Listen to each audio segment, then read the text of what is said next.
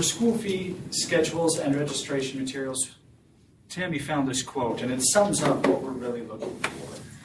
Timing and accuracy. So if I may add one thing to that, transparency. So fee schedules are required before any fee can be charged, and the fee schedules have to be approved by your board. This is the basics of school fees. And then the fee schedule has 6 parts which are required to be there. So some of these are in the rules, some of these are in the code. But any fee schedule has to have these 6 elements. So the fees on the fee schedule have to be for a specific amount. So, well, a specific amount is kind of self-explanatory, but not a range. The code actually requires a specific amount for that. A delineation of fees for activities or classes with multiple fees. Simply put, if there's 6 different fees that might be associated with an art class, have them together and show the 6 different fees. You know, they shouldn't have to hunt all over the fee schedule to find all the fees for one activity or class. A spend plan for each fee. Now this one is a little bit more new for all of us, and we're going to be going over this one specifically later, so I'm not going to go into detail on the spend plans right now. A maximum aggregate amount per student per year. Simply put, an amount that you guys decide on that once a student spends that much money for their participation, they cannot be required to pay any more than that. A maximum amount per activity per student per year, so a cap on how much a student can pay for football participation or for a specific science class. And then the fee waiver policy, if it is not part of your fee schedule, should always accompany it. They should be peanut butter and jelly, you know, never one without the other sort of thing. So, with the timing and, I already forgot it, timing and accuracy, we're going to be talking about timing. The fee schedules, we need to let the students know about them. They need to be available to them and be actually provided to the students. They do no good if the students don't know that they're even there, right? So one of the requirements is that the fee schedule be posted on the website for each school. Simply put, nothing too complicated there, though we want to make certain that the students can actually get to them, that parents can get to them. They shouldn't be hidden behind logins or passwords. I mean, a lot of parents have a hard time remembering enough of those as is. And these are publicly available documents. They aren't secret documents. So on the website for each school, and then it's required that you include a copy of the fee schedule and fee waiver policies with the registration materials. So as soon as the students start signing up for classes, they should be able to see the costs for those classes before they sign up for anything. We're going to be talking about that a little bit more later, but again, just as they are signing up for classes, they should be able to see the costs before they sign up for anything. And then provide a copy of these to anyone who enrolls late. Now, there's a few other notices that are required to be included with these at the time of registration. Now, all of these forms are found on our website, and these are exact forms that are required. So there's a school fees notice for elementary students, the application for students for fee waivers, the fee waiver decision appeals form, pretty simple lists. Just these need to be included with registration materials as well. So not only do students know what the fees are, the students know what they can do if they can't afford the fees, if they need to apply for a fee waiver. Do these need to be on our website also?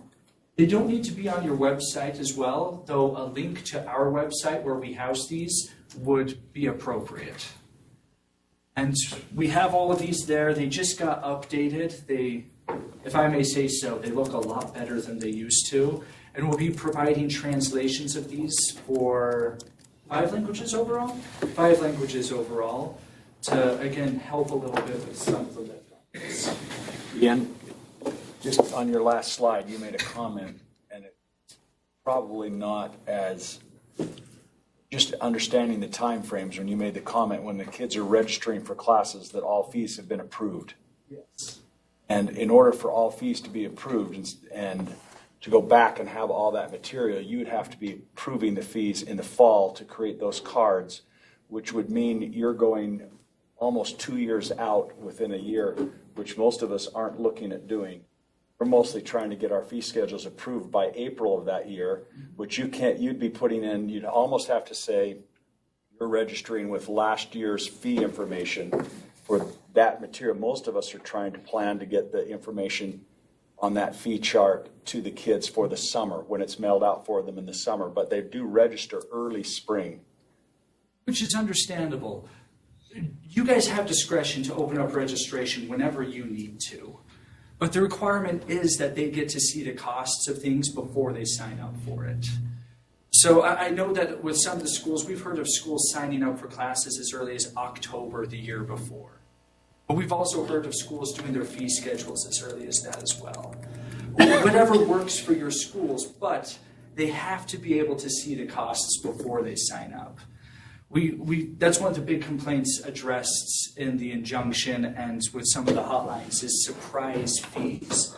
Oh, I didn't know this class had X amount of dollars associated with it. I wouldn't have signed up if I knew it cost that much. So it might require some adjustments to how we do things, but this is one of the foundational principles of it. It needs to be an approved plan. It can't be a proposed. Correct. It can't be in the process of. Yes. You guys will be patient with us this year. Oh, on that. absolutely. Okay. Because we Because understand we've been that- using our proposed. It'll be approved soon, but. And we understand this is some adjustments, that for a lot of schools, this will require very real adjustments to how they do things. And we know that some of this will be complicated. We are here to work with you. We're not just sitting here waiting for the slightest mistake to pounce. Again, we want to be a resource. We want to be able to work with you guys to make this work for the students.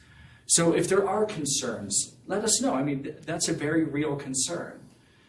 And it might be a conversation that we need to keep having for some of the schools. And I don't want to take the time to do it, but for us to really do what you're asking us to do, which means meet with people, get them to create spend plans so that we can populate that information.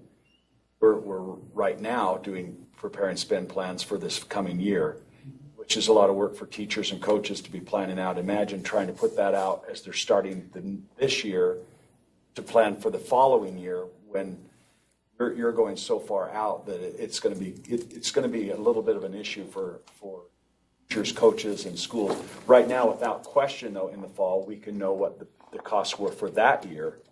But to project in the fall for the following fall, or even the following spring before you have the spring, is quite a projection.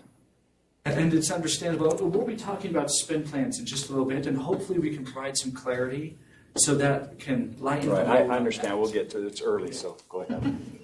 But if we don't answer your question, please keep asking it. If it's an actual issue, please let us know. So again, we're going to be having the 5 different languages for these made available. It's in the process right now.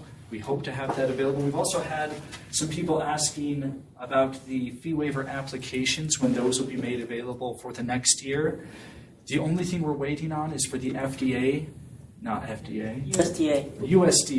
to make the free lunch levels available for the coming school year, because we set the waiver eligibility standards to match those. Do you have any other questions?